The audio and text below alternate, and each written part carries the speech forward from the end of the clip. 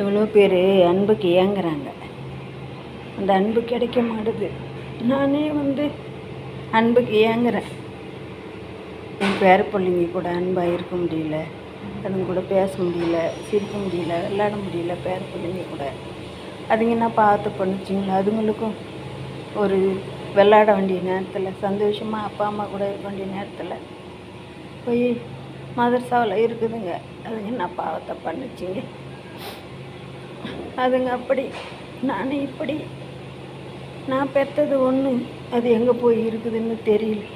அந்த மாதிரி எனக்கு கிடைக்காத அன்பு பாசம் முடியாத காலத்தில் கிடச்சி நான் என்ன பண்ண போகிறேன்?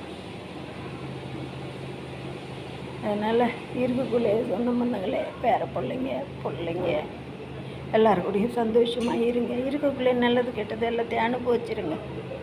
முடியாத காலத்தில் எதையும் அனுபவிக்க முடியாது.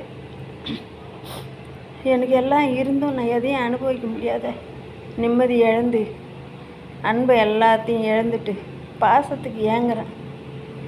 பாசம் எனக்கு கிடைக்கல. தங்கச்சி பிள்ளைங்க இருக்குது, அதுங்களாலேயும் ஒரு பாசம் கிடையாது, ஒரு அன்பு கிடையாது. நம்மளாம் அன்பாக பேசினா கூட அது அன்பாக பேசுகிறது பிள்ளைங்க கிடையாது. அதனால் என் பேர பிள்ளைங்களே எனக்கு கிடைக்கல, என் பொண்ணே எனக்கு இல்லை அப்படின்னக்குள்ள அடுத்த பிள்ளைங்களாம் எனக்கு எப்படி அன்பு கொடுக்கும், பாசத்தை கொடுக்கும்? அதனால் இருக்கக்குள்ளே பேர பிள்ளைங்களோட சந்தோஷமாக இருங்க. சொந்த பந்தங்களே, பிள்ளைங்களும் நீங்களும் இருக்கக்குள்ளே அப்பா அம்மா கூட சந்தோஷமாக இருங்க. அவங்கள மனசு காணாமல் பார்த்துங்க. அவங்க என்ன தப்பு பண்ணாலும் மன்னிச்சிடுங்க.